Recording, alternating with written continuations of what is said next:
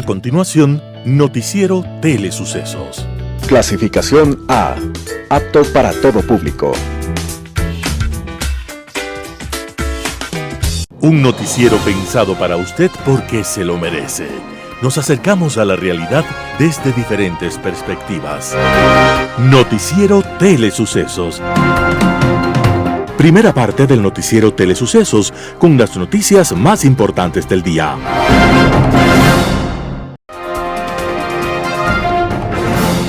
Bienvenidos a su Noticiero Telesucesos. Este espacio informativo llega gracias a Preescolar El Parque. Estamos seguros de ser únicos por haber creado un lugar especial en que las fantasías de sus niños se hacen realidad y haber creado un lugar excepcional para crecer, aprender y ser felices. Con orgullo tenemos la certeza de que somos el centro de desarrollo infantil más avanzado de la ciudad. Comuníquese al 099 7372 081. Sean ustedes bienvenidos a su Noticiero Telesucesos. Un día como hoy. Hubo un hombre que a lo largo de toda su vida buscó de manera incesante su verdadera vocación y dijo: no sé para qué pueda servir mi vida, pero siento arder en mi interior una llama intensa. Me pregunto, ¿qué será esa llama? ¿Qué seré? ¿Qué soy? Van Gogh descubrió su condición de pintor a los 30 años y el mundo tardó mucho más tiempo en reconocerlo como tal, porque a lo largo de toda su vida apenas pudo vender un solo cuadro. Pero alguien dirá que vendió más, y es verdad. Van Gogh vendió decenas de lienzos con sus obras, para que otros pintores, repintando sobre ellos, los volvieran a utilizar. Así vendió varios paquetes de 10 cuadros a $1 cada uno, es decir, a 10 centavos de franco cada cuadro. Aunque Van Gogh vivió en la más dolorosa miseria, hoy en el mundo, de los 10 cuadros más costosos que en los últimos años se han vendido, 6 pertenecen a Van Gogh. En carta a su hermano decía: llegará el día en que la gente se dará cuenta de que mis cuadros tienen más valor de lo que cuestan las pinturas. Han pasado muchos años y hoy nos damos cuenta de su valor. Maestro Van Gogh, gracias por sus colores, por los soles, por los hombres y las mujeres humildes que pintó. Gracias por sus zapatos viejos, por sus campos de trigo, por sus noches estrelladas. Y después de apuntar a su pecho con una pistola, un día como hoy, 29 de julio de 1890, Van Gogh decidió marcharse a pintar entre las estrellas. Y desde entonces, el cielo, obra de los humanos, es más digno y es más bello. Las principales noticias del día. Titulares. Se inician 90 días de instrucción fiscal contra Jorge Guamán, prefecto de Cotopaxi. El gobierno busca concretar un primer acuerdo con la Asamblea Nacional. Fiesta Escénica 2022, un festival de gran formato y gratuito.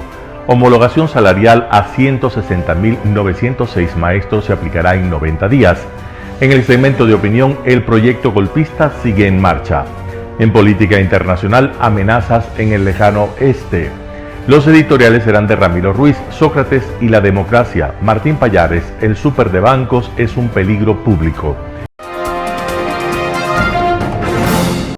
Noticias del día. Se inician 90 días de instrucción fiscal contra Jorge Guamán, prefecto de Cotopaxi. Presentación periódica, uso de grillete electrónico y prohibición de salida del país fueron las medidas cautelares que le ordenaron la madrugada de este viernes al actual prefecto de Cotopaxi, Jorge Guamán, quien es acusado junto a 9 personas más del delito de delincuencia organizada. Las detenciones en este caso se dieron dentro de la operación Depuración 1, la cual se realizó el jueves último en varias viviendas y en la sede del gobierno autónomo descentralizado de Cotopaxi o prefectura de Cotopaxi.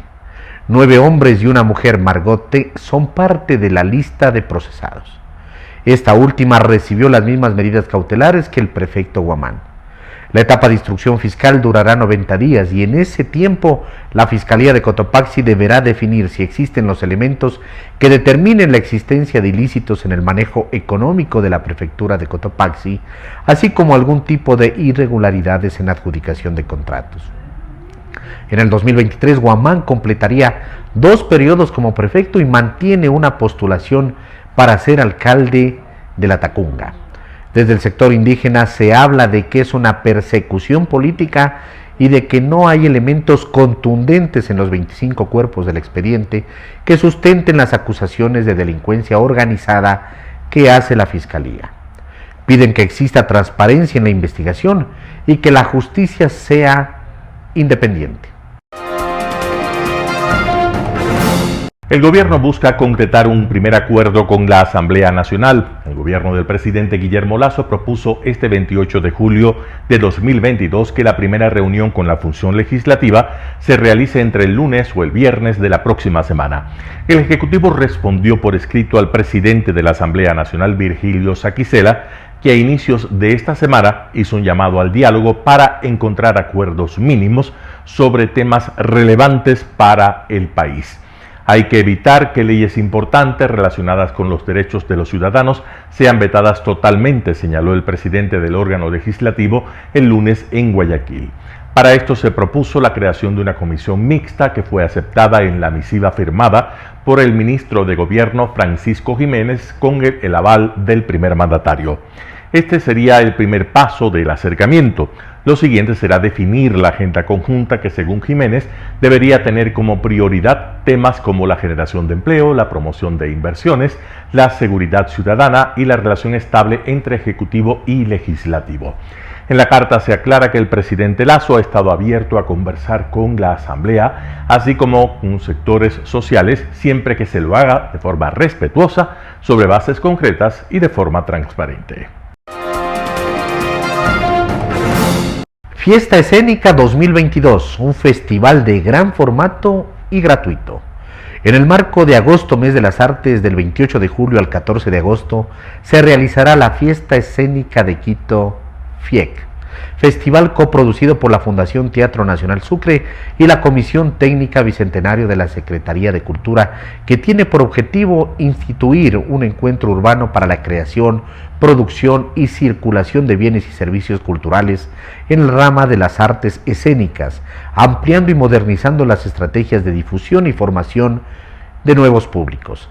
Este festival de gran formato pondrá en escena a más de 50 obras entre danza contemporánea, teatro, circo, títeres y performance, con la participación de 23 agrupaciones nacionales seleccionadas mediante convocatoria pública y la presencia de elencos internacionales invitados de México, España, Colombia, Argentina y Chile. Las obras serán puestas en escena de manera gratuita en distintos espacios de la ciudad, plazas públicas y salas en territorio, espacios alternativos descentralizados y el circuito Teatro Nacional Sucre, Teatro Variedades, Teatro México y Teatro Capitol, llenando el distrito metropolitano de Quito con arte, teatro, danza, circo y más. Para más información de este evento, ingresar a la página web www.teatrosucre.com. Homologación salarial a 160.906 maestros se aplicará en 90 días. La equiparación y la homologación salarial para los maestros del país regirá desde el 28 de octubre de 2022, así lo anunció la ministra de Educación, María Brown. En rueda de prensa, Brown dijo que los nuevos salarios entrarán en vigencia dentro de 90 días tras la publicación de la reforma a la Ley Orgánica de Educación Intercultural en el registro oficial el 28 de julio de 2022. Un total de 160.906 maestros se beneficiarán con la nueva escala salarial. El ministerio difundió la tabla que regirá dentro de 3 meses. Los docentes con contratos ocasionales y nombramientos provisionales percibirán $817. Existen 10 categorías que parten de una base de hasta $2.034. La ministra recordó que los requisitos para ingresar o ascender a dichas categorías están detallados en el artículo 113 de la ley. Además, manifestó que serán los ajustes necesarios dentro del presupuesto general del Estado para su aplicación. En paralelo, continúan los diálogos con los gremios de docentes. Hasta el momento se han desarrollado 20 mesas de trabajo. La Unión Nacional de Educadores calificó como un triunfo este aumento salarial. Entrevista del día. La mañana de este viernes en Radio Sucesos, Darwin Pereira, segundo vicepresidente de la Asamblea Nacional, habló acerca de la reconfiguración de fuerzas en la Asamblea Nacional y el diálogo ejecutivo-legislativo. Escuchemos lo que dijo. Y vamos a conversar con él acerca de esta reconfiguración de fuerzas. ¿Existe, no existe esta reconfiguración de fuerzas? Gracias, asambleísta, por estar con nosotros. Y bueno, usted es del ala rebelde de los Pachacuti. Se ha dicho también que, bueno, a veces ha votado junto a los correístas, junto a la gente de UNES. Pero, ¿qué hay de cierto en todo esto? ¿Qué hay de cierto en esta reconfiguración de mayorías? ¿Y qué podemos esperar ahora que usted está como autoridad de la Asamblea Nacional, como segundo vicepresidente? Gracias, Darwin, y bueno, lo escuchamos. A ver, sí hay una reconfiguración de fuerzas al interior de la Asamblea Nacional. Yo diría inclusive, estamos saliendo de esa tormenta por la que nos tocó atravesar, una tormenta oscura, una tormenta con rayos, con truenos, con todo lo que usted pudiera imaginar, una tormenta que incluso ocasionó de que la función judicial se entrometiera en la función legislativa. En fin, ha sido la verdad un momento bastante duro para la Asamblea, pero estamos ya virando la página. En este momento, para su información, por ejemplo, ya no hay ni un miembro del CAL denunciado y consecuentemente estamos ya trabajando. Inmediatamente nos hemos puesto a trabajar sobre un reajuste a la agenda sobre intereses nacionales, intereses que el país nos pide a gritos, como el hecho de, por ejemplo, trabajar en temas de seguridad, de educación, de salud y de empleo. Hemos quizás logrado un acuerdo y en este momento hemos trasladado la responsabilidad a los jefes de bloque para que todos los proyectos que tengan que ver con estos temas nos hicieran llegar al CAL para que sean esos temas los que se traten primordialmente. Es decir, estamos trabajando, hay ya dejar atrás el pasado y obviamente también en los procesos de fiscalización también estamos trabajando, así que en este momento se viene mucho trabajo. Hay una mayoría que está, yo le diría, consolidada, pero que tampoco es que buscamos hacerle ningún proceso negativo al presidente o a nadie. Queremos dialogar con el presidente. Usted ha visto en los últimos días, el presidente legislativo, Virgilio Saquicela, ha enviado una misiva al presidente de la República. Estamos a la espera de que pudiéramos sentarnos también a dialogar con el presidente de la República por encima de nuestras diferencias, porque está claro, tenemos diferencias, pero creo que por encima de nuestras diferencias están los intereses del país y eso es lo que buscamos ahora mismo. Asambleísta, bueno, sí, han sido meses duros en la Asamblea, entre que se pelean, no se pelean, interponen una acción legal y ya la ciudadanía está como expectante y cuándo van a empezar a trabajar, sobre todo en el Pleno, porque entiendo que las comisiones, la dinámica es distinta. Ahora, ¿cómo ve, asambleísta, esta propuesta que hace el presidente del Legislativo sobre buscar esta conformación de una comisión entre Ejecutivo y Legislativo para agilizar los trámites de las leyes? ¿Qué tan viable lo ve? Y bueno, él ha mencionado que la próxima semana espera que se concrete una primera reunión entre ambos, Ejecutivo y Legislativo, para conformar esta comisión. ¿Usted cree que es viable? ¿Se debería hacer esta comisión? Yo sí creo que es viable. De hecho, la había propuesto. Yo recuerdo que se la propuse al finado César Monge. Se la he propuesto hace unos días atrás, unos meses atrás, al actual ministro de Gobierno, quien fue legislador y conoce la dinámica de la Asamblea. Porque, aquí no hay que ser ciegos, no hay que ser politólogos. Al presidente le ha faltado tacto para tratar con la Asamblea. El presidente no ha tenido un olfato de cómo mismo van a ser recibidos sus proyectos en la Asamblea. Y obviamente al tratar de imponerlos y no de consensuarlos, se ha dado, como dicen comúnmente en mi tierra, con la piedra en los dientes. Entonces, me parece que es urgente que pudiéramos tener una comisión intermedia, que es la propuesta que al menos yo he hecho y que está sintonizada con lo que propone Virgilio, en el sentido de ¿qué? De tener una comisión intermedia entre el Ejecutivo y el Legislativo que pudieran ahí evaluarse los proyectos y ahí hacerle recomendaciones, no aprobarse nada por si acaso, solo recomendaciones al Ejecutivo, así le vea al presidente. Si usted le quita aquí un par de artículos, le agrega un par de artículos por acá, su proyecto va a ser mejor recibido en la Asamblea. Como recomendación, si el presidente lo hace, a lo mejor tengamos proyectos que van a estar circulando, que van a tener una buena recepción en la Asamblea y van a salir más rápido. Ahora, si el presidente pues ya sigue en su necesidad de decir no quiero y se va como está, pues obviamente él ya sabe lo que se va a tener, por lo menos ya va a saber lo que se va a tener y con esto mejoraría el tacto del presidente con la Asamblea, que ha sido prácticamente el punto neurálgico, del punto de quiebre de estas relaciones ejecutivo-legislativo. Cristóbal Peñafiel, presidente de la Unión de Periodistas, habló en Radio Sucesos sobre lo siguiente: reforma a la ley de comunicación. Veamos la nota.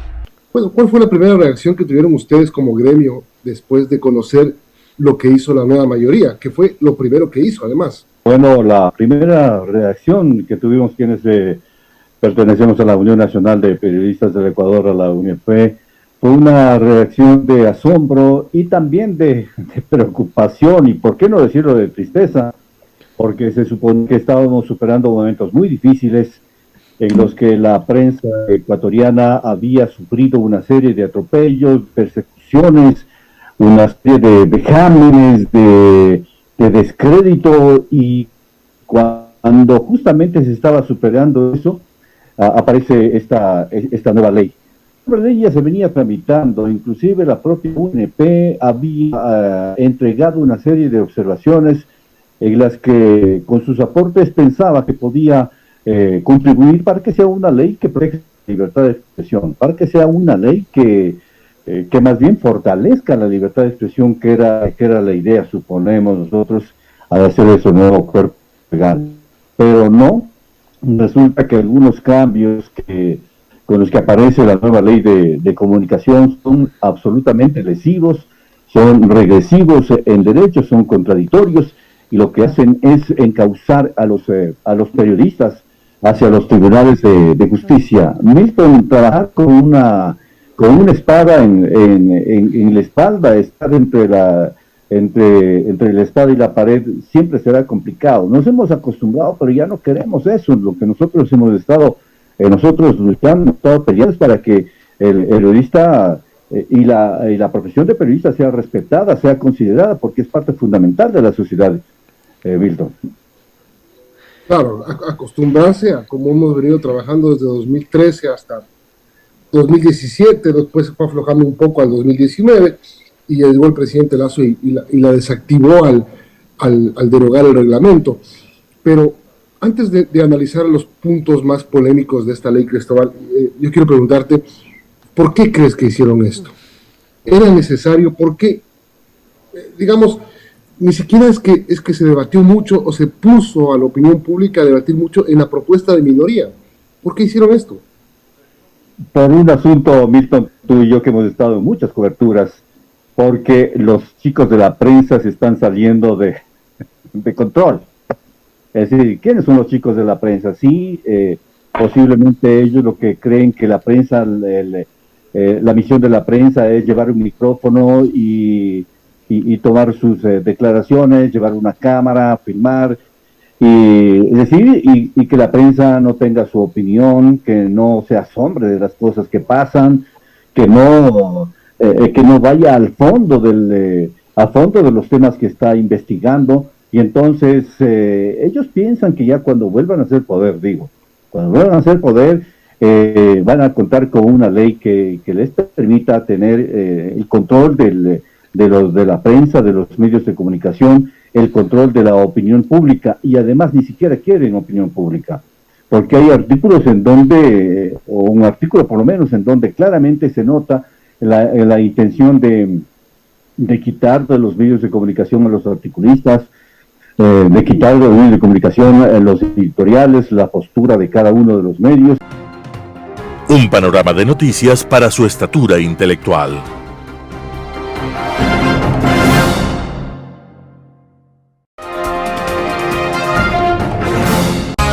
Poder Ciudadano, con el doctor Patricio Quijón.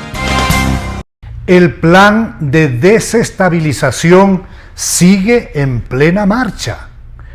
La designación de superintendente de bancos en la persona de un ciudadano que tiene evidentes conflictos de intereses al haberse desempeñado como liquidador del Banco Territorial, entidad bancaria que sirvió de puente perfecto para el blanqueo de negocios sucios del chavista Alex Saab, apreció un cuidadoso manejo otorgado a ese nombramiento por parte del impresentable Consejo de Participación Ciudadana y Control Social, organismo que procedió, en primer lugar, a la descalificación de la valiosa doctora Rosa Matilde Guerrero para dar paso a la designación en favor de Raúl González, con los votos del vocal correísta, el del MPD, así como el de la consejera social cristiana. El nombramiento de González para semejante responsabilidad de control del sistema bancario nacional contó con la abierta burla de sus propios electores, los consejeros, que no tardaron en decir que el candidato escogido para el alto cargo no podía ser correísta, ya que constaba en la terna remitida al Consejo de Participación Ciudadana por el mismísimo presidente de la República, Guillermo Lasso. Eso encendió las alarmas sociales y no se han dejado de escuchar y leer críticas directas, así como artículos de opinión, donde nuevamente se pone en duda la existencia de un pacto subterráneo entre el gobierno y el correísmo. Mi personal percepción sobre tan delicado asunto es que el presidente Lasso no ha tenido la determinación de barrer con una estructura enquistada en el sector público, donde cual caballo de Troya permanecen elementos infiltrados que le están haciendo un gravísimo daño a su gobierno y, lo que es muchísimo más grave, un daño al país.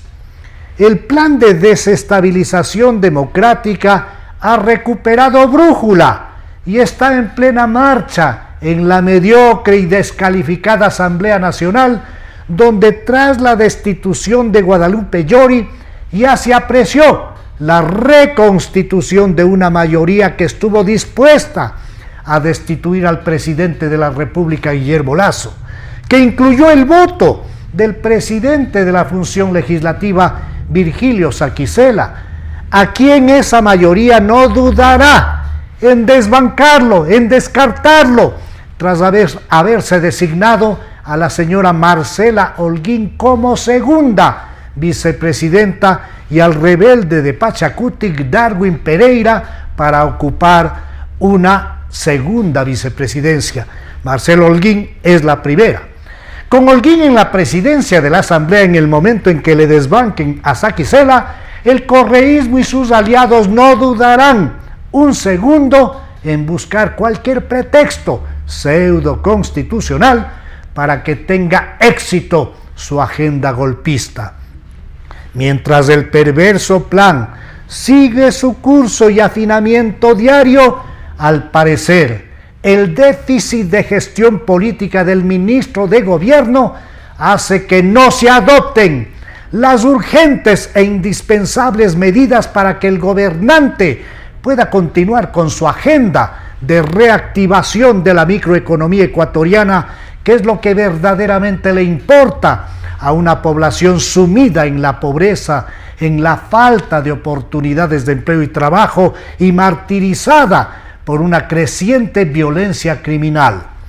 En semejante situación, lo único que permitirá estabilizar al gobierno nacional con apoyo ciudadano a su acción serán las medidas concretas que deberán apuntar a la ejecución de un plan de desarrollo rural integral que abarque proyectos concretos de educación, salud, vivienda, saneamiento ambiental, vialidad, así como asistencia financiera y técnica para los sectores campesinos del Ecuador, quienes desde la ruralidad deberán consolidar la verdadera proyección económica del Ecuador ligada a la agroexportación, así como al desarrollo turístico ecológico.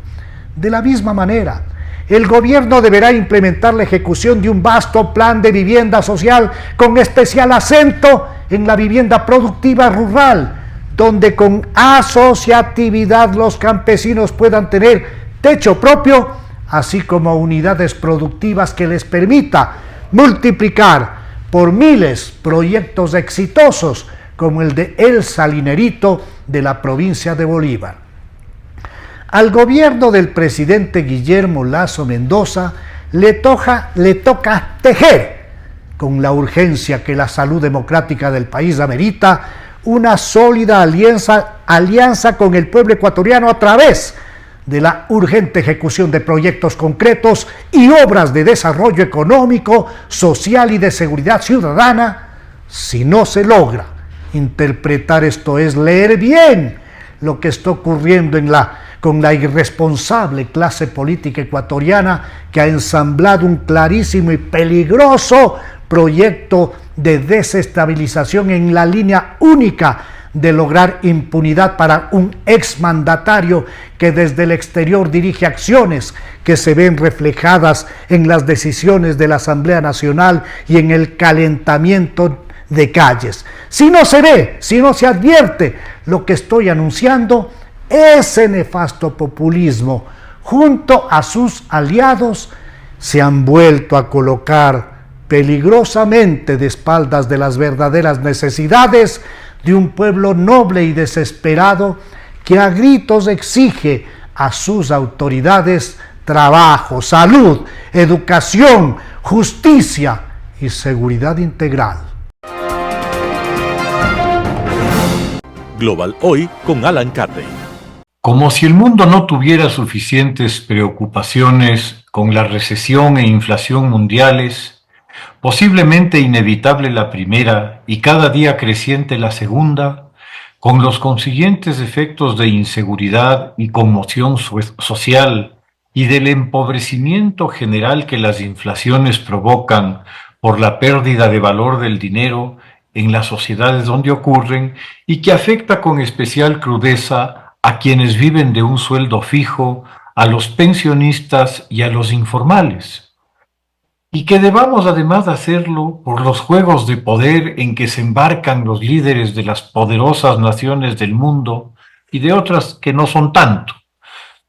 Mientras la guerra de agresión rusa en Ucrania sigue su marcha, con los riesgos que este conflicto puede escalar, implicando a otros actores y por medios más destructivos y peligrosos, en Extremo Oriente se está dando un duelo de amenazas mutuas, por fortuna todavía principalmente verbales y retóricas, pero acompañadas de vuelos amenazadores e intimidatorios por parte de la República Popular China contra la República China de Taiwán, separada de facto de la China continental desde 1949, cuando las fuerzas del Kuomintang, el partido nacionalista del general Chiang Kai-shek, derrotadas en la Guerra Civil China posterior a la retirada de las tropas de ocupación japonesas, por el Ejército Rojo de los comunistas encabezados por Mao Zedong, se refugian en la isla de Formosa, nombre con que era conocida la Taiwán actual, y logran, con los años, levantar un país con el esfuerzo y trabajo de sus ciudadanos, donde rigen principios y valores totalmente distintos a los de la República Popular China. Taiwán es una sociedad abierta y democrática en la que los derechos humanos y ciudadanos son respetados, con elecciones libres y creíbles y con partidos políticos vigorosos y activos, y naturalmente con una prensa libre para que la población se mantenga informada, sin las mordazas y censuras propias de los estados autoritarios. Con el tiempo, Taiwán se ha convertido en un país de gran desarrollo tecnológico, al punto de ser hoy el principal productor mundial de semiconductores, elementos esenciales para casi cualquier artefacto electrónico moderno, al igual que para vehículos inteligentes y, por desgracia, para aviones, vehículos militares y misiles de alta tecnología. Como es muy fácil comprender, esta condición vuelve a Taiwán un muy apetecible bocado para la China continental, empeñada en un pulso decisivo con Estados Unidos en todos los planos, del económico y político al militar. Controlar los recursos tecnológicos de Taiwán y negarlos a sus competidores es un objetivo digno de los riesgos y esfuerzos que sean necesarios. Ese objetivo se disfraza con el discurso de la soberanía que, vistos los antecedentes de los anteriores ejercicios de imposición de la soberanía china, muy poco atractivos resultan para los habitantes de Taiwán. Para refrescar la memoria de la barbarie china al incorporar por la fuerza al Tíbet a China allá por 1950, masacrando a la población original y proscribiendo su idioma y tradición cultural y religiosa. China ha repetido sus prácticas en Xinjiang con las minorías de uigures y kazajos, a quienes está reeducando, poco feliz término para definir el lavado cerebral masivo al que se somete a esas minorías en los enormes campos de concentración que se han montado para tal propósito.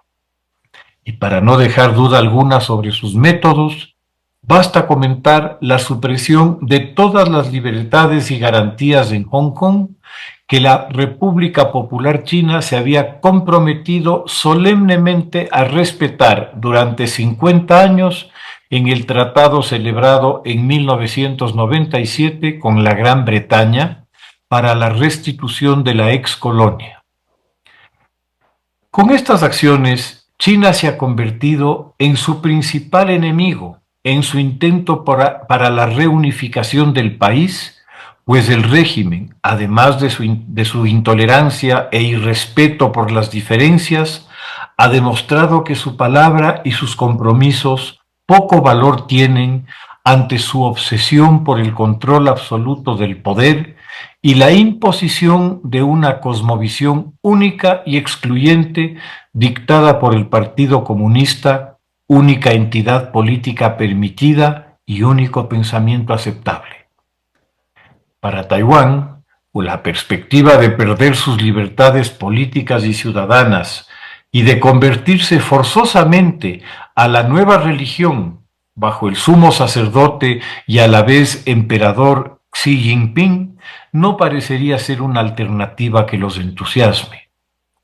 Si a esto sumamos las crecientes ambiciones chinas en relación a la ampliación de áreas de mar mucho más allá de sus costas, el reclamo de soberanía de algunas islas que nunca han sido parte de China y hasta la construcción de islotes artificiales para reclamar soberanía marítima en torno a ellos, demuestran una decisión de imponer de la forma que sea su voluntad a sus vecinos, en particular Vietnam y Filipinas al sur y Japón al este, además, claro, de Taiwán. La libertad de navegación se está viendo afectada en el mar del sur de la China, que no es suyo, sino que así se lo ha llamado, por acciones de intimidación de la creciente armada china, que cuenta ya con 2 portaaviones operativos y un tercero por incorporarse, con lo cual se pondría a la par con Estados Unidos en el teatro del Extremo Oriente. China pretende ya que el estrecho de Formosa que la separa de Taiwán no es agua internacional, con lo que se bloquearía el libre tránsito por esas aguas. Las amenazas chinas de forzar una reunión incluso a la fuerza son cada día más frecuentes y estridentes. La conversación telefónica mantenida entre Xi y Biden, al parecer, sirvió para la reiteración de las amenazas y advertencias chinas tanto a Taiwán como a Estados Unidos. La posible y aún no confirmada visita de Nancy Pelosi, la presidenta de la Cámara de Representantes a Taiwán, ha desatado las iras de la cúpula china, desde Xi hasta el ministro de Defensa chino, anunciando graves consecuencias. Para el mundo, el que las 2 mayores economías estén atravesando momentos difíciles, al igual que buena parte del planeta, y que se enfrasquen en un conflicto de unas consecuencias imprevisibles, son noticias muy negativas. Que los recursos necesarios para impulsar una recuperación mundial y para atender la amenazante hambruna que se cierne sobre cerca de 1.000 millones de seres humanos por la pérdida del trigo ucraniano por la guerra, que estos recursos se utilicen en nuevas armas y ejercicios militares resulta incongruente. Que además se ponga en riesgo al mundo con una escalada nuclear es inadmisible. Muchas gracias. Editorial. Sócrates y la democracia, artículo de Ramiro Ruiz. Cada vez que el país se recupera de una crisis social, nos convencemos lo complicado que es la práctica de la democracia. La gente siente decepción y desconfianza. Más fácil resulta comprender a los países gobernados por mentes totalitarias los desastres y retrocesos históricos y culturales que ocasionaron y sigue causando a la humanidad. Pocas naciones siguen con gobiernos totalitarios y por lo mismo antidemocráticos. En América Latina todavía batallan Cuba, Nicaragua, Venezuela. En Asia, Vietnam del Norte, Corea del Norte, Rusia y los estados totalitarios islámicos.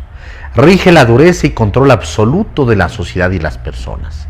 Surge el compromiso de acercarnos a los orígenes del significado y la práctica de la democracia, los beneficios humanos, sociales y económicos. Y en estos días como la única forma de convivencia, de respeto y armonía. En Atenas, en los lejanos años de 399 a.C., en la asamblea 556 jueces enjuiciaron el futuro de un hombre anciano de 70 años de los de aquel tiempo. Era algo grueso, barbón y feo. Defendía su vida, aunque los hechos probaron que le interesó más defender la verdad. Muchos deseaban su muerte. Dijo pensamientos como el siguiente: no me canso de decir que la virtud no viene de las riquezas, sino, por el contrario, que las riquezas vienen de la virtud, y que es de aquí de donde nacen todos los demás bienes públicos y particulares. Se trata de Sócrates, el pensador que nunca escribió una línea, uno de los padres de la filosofía. Fue el más sabio por reconocer que nada sabía. Le acusaron de impiedad, de corromper a los jóvenes y de ir contra las leyes. La asamblea le escuchó. Votaron 281 asambleístas contra Sócrates el pensador. 275 le defendieron. Según las leyes, él mismo podía escoger la pena, pero le impusieron la muerte. Impresiona su formidable respeto por la democracia. Tuvo la oportunidad de escaparse, de sobornar a los guardianes, pero no, nunca, jamás lo dijo. En absoluto, supondría que las leyes no sirven para nada. Si yo llevo años luchando, acusando a todos esos miembros de las altas esferas que se saltan las leyes, yo no puedo ahora desobedecer las que me han condenado a la muerte. Platón escribió los diálogos que tuvo con Sócrates. Hubiera sido una gran satisfacción haberme visto lamentar, suspirar, llorar, suplicar y cometer todas las demás bajezas que estás viendo todos los días en los acusados. No me arrepiento de no haber cometido esta inmoralidad, porque quiero más morir después de haberme defendido que vivir por haberme arrastrado ante ustedes. Así explicó a los jueces que le condenaron. Sócrates buscó la verdad. Se defendió como una persona que buscó la verdad. Le castigaron por decir la verdad. Denunció a los corruptos y a los líderes, a quienes se burlaron de la democracia y la justicia. Dedicó su vida al placer de investigar lo que está por aclarar. Habló del sentido de la realidad por encima de las riquezas. El pensamiento de Sócrates está dirigido al ciudadano de hoy para hacerle reflexionar sobre lo que nos pasa. Su discurso de defensa en el Parlamento está dirigido al Congreso de cualquier país con lenguaje actual, intencionado. Se opuso a la degeneración demagógica de aquellos aristócratas inescrupulosos que fueron sus discípulos, pero torcieron el sentido de su enseñanza para buscar el éxito usando al pueblo como instrumento de su ambición. Pero la mayor lección democrática de Sócrates fue ajustarse a las leyes de Atenas y defender su causa, que era la causa de la inteligencia. Eligió padecer la justicia a cometerla. Jamás había intentado socavar la democracia. Trató de darle la fe que le faltaba. La fe desinteresada de la verdad y el permanente ejercicio de la crítica, no como autoridad de un líder iluminado o omnisciente, ni de un demagogo avispado, sino del país. Una democracia no funciona sin participación. Si todos se apartan, se disuelve la democracia, se rompe a pedazos con pedradas, paros y bloqueos físicos y mentales. La democracia es una etapa superior de la historia del ser humano porque se sostiene con la inteligencia y en la generosidad y el bienestar común. Artículo de Ramiro Ruiz. El súper de bancos es un peligro público. Martín Pallares, 4 Pelagatos. Como si le hiciera falta uno más, el Consejo de Participación Ciudadana y Control Social creó un tumor institucional que tarde o temprano será un problema para el país. Se trata del nuevo superintendente de bancos, Raúl González Carrión, nombrado en medio de un proceso insólitamente torcido y pleno de irregularidades.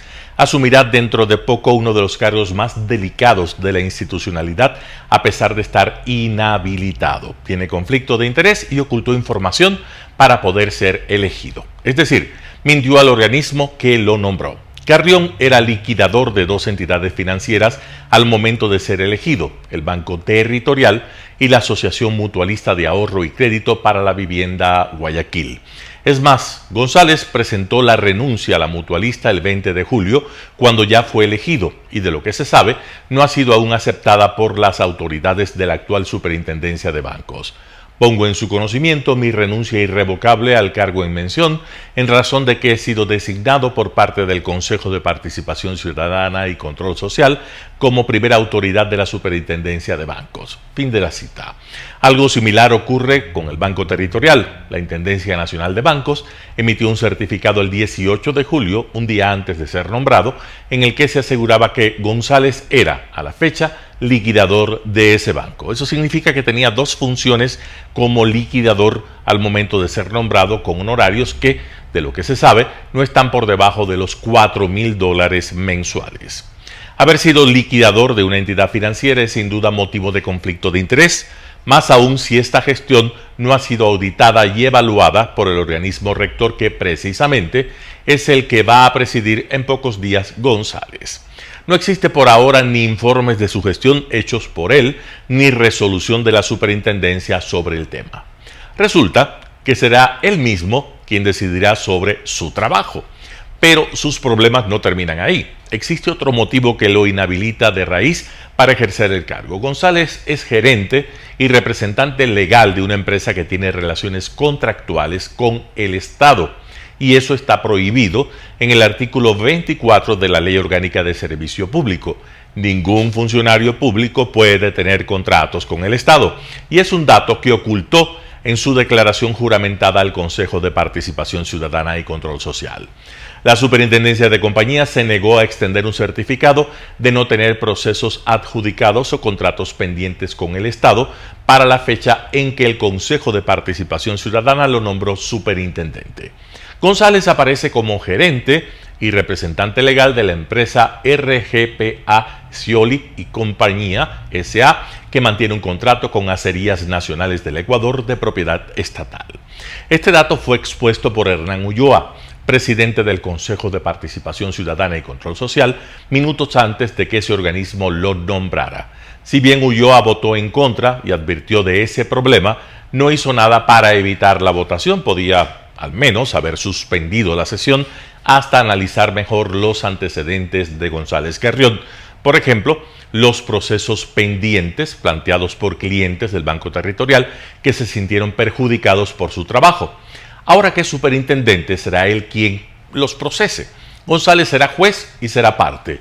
La elección de González fue uno de los hechos políticos más extraños e insólitos de los últimos meses. A pesar de que estaba como segundo en la terna del Ejecutivo, fue apasionadamente promovido y defendido por el correísmo desde el mismo Consejo de Participación Ciudadana y Control Social y desde la Comisión de Transparencia de la Asamblea Nacional, presidida por la ficha del correísmo radical Ferdinand Álvarez.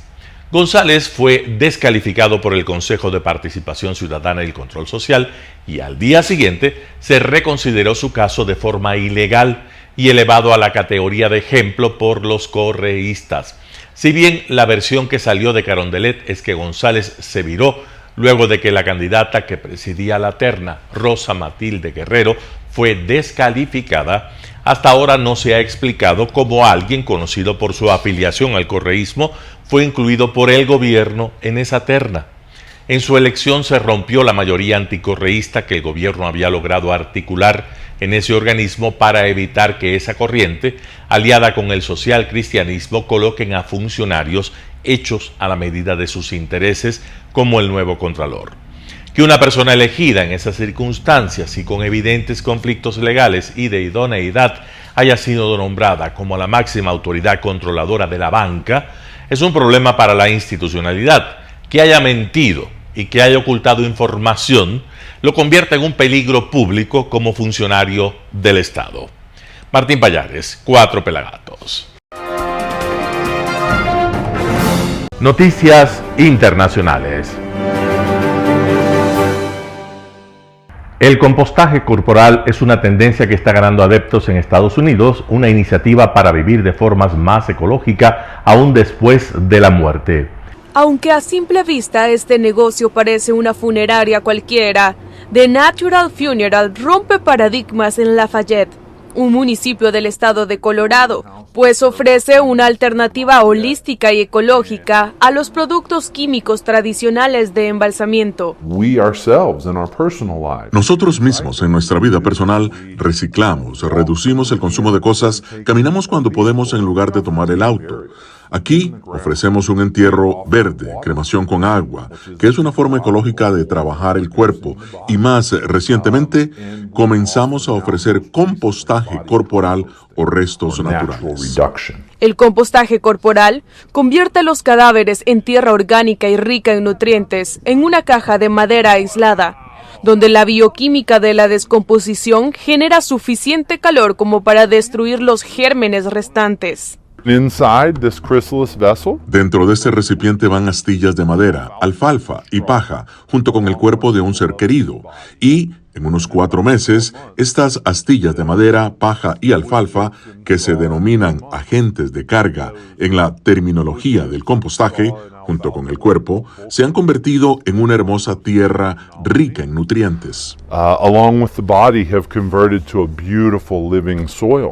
Defensores de esta técnica de compostaje corporal dicen que los materiales de origen local tienen un impacto ambiental menor que el transporte de ataúdes fabricados en otros lugares. Además, se eliminan las emisiones de carbono de la cremación y el uso de tierra en los entierros convencionales. Desde que se legalizó el compostaje corporal en Colorado, apenas el año pasado, solo esta funeraria ha tenido más de 2 docenas de pedidos. Dicen que tiene mucho sentido que el cuerpo sea devuelto a la tierra en forma de regalo. El costo de este proceso de compostaje natural oscila a los $8,000, algo que los clientes no dudan en pagar, pues toman parte de la tierra en la que se ha convertido su ser querido y abonan sus propios jardines. Catherine Rivera, Voz de América. La inflación en la eurozona vuelve a batir récords. Nuevo récord de inflación en la zona euro. Eurostat anunció este viernes un incremento anual de los costes del 8,9% en julio frente al 8,6% de junio. Observando los principales componentes de la inflación, se espera que la energía tenga la tasa más alta, 39,7%, ligeramente inferior a la del mes anterior, seguida de los alimentos, el alcohol y el tabaco con un 9,8%. Los bienes industriales no energéticos suben un 4,5% y los servicios un 3,7%. Los países con mayores tasas de inflación son, una vez más, los bálticos, Estonia, Letonia y Lituania. La economía de la eurozona, por su parte, creció entre abril y junio, con una expansión del 0,7% respecto al trimestre anterior. Pero la situación cambia dependiendo de cada país. En Alemania, la economía se estancó en el segundo trimestre y el país acaba de conseguir evitar una recesión técnica.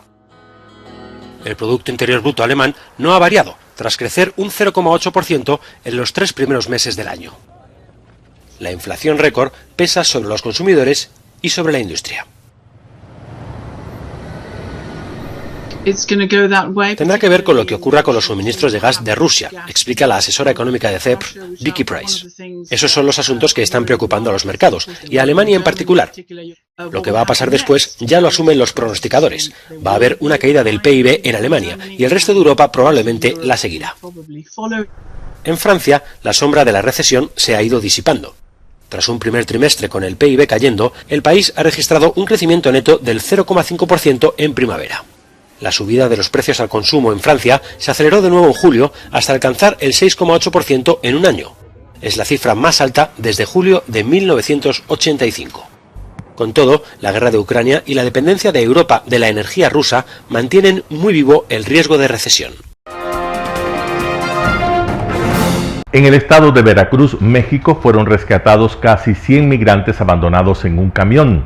Casi 100 migrantes que viajaban en un camión fueron encontrados abandonados en México, un mes después de que decenas de personas murieran en condiciones similares en Estados Unidos.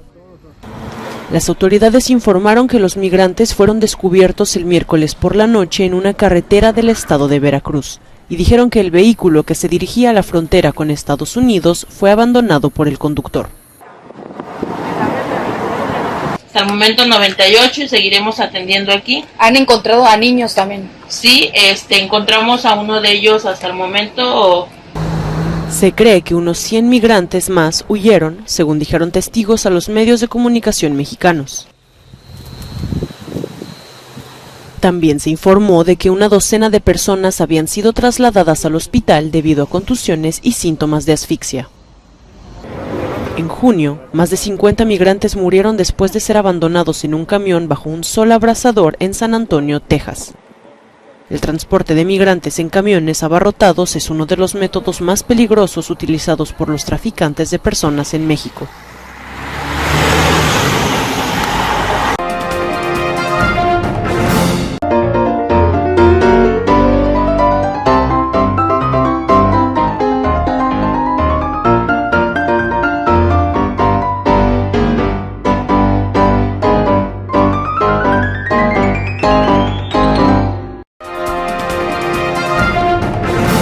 Gracias por sintonizar el noticiero Telesucesos. Este espacio informativo llegó gracias a Preescolar El Parque. Estamos seguros de ser únicos por haber creado un lugar especial en que las fantasías de los niños se hacen realidad y haber desarrollado un lugar excepcional para crecer, aprender y ser felices. Con orgullo tenemos la certeza de que somos el centro de desarrollo infantil más avanzado de la ciudad. Comuníquese al 099 7372 081. Síganos en nuestras redes sociales: Facebook Telesucesos Quito, Instagram @telesucesos_, Twitter @telesucesos29, YouTube Telesucesos HD y en nuestra página web www.telesucesos.net.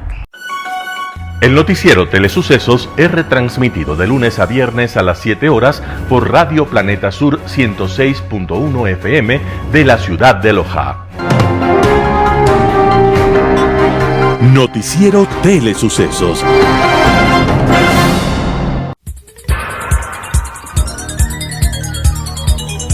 Las opiniones vertidas en este espacio por la producción y dirección del programa son de exclusiva responsabilidad de sus autores y de quienes intervienen en ellos.